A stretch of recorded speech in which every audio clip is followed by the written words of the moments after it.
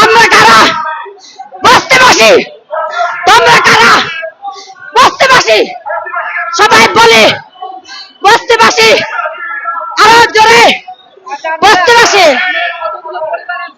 5,000 5,000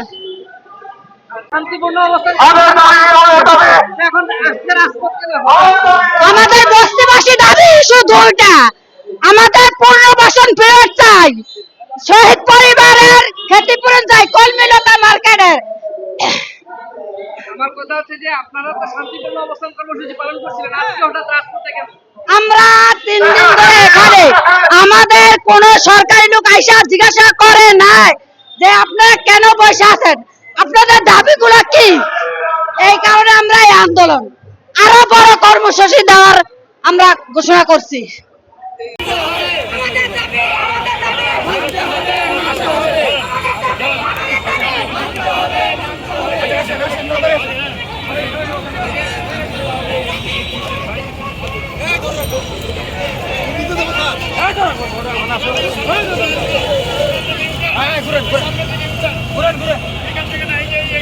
এখানে ঘুরে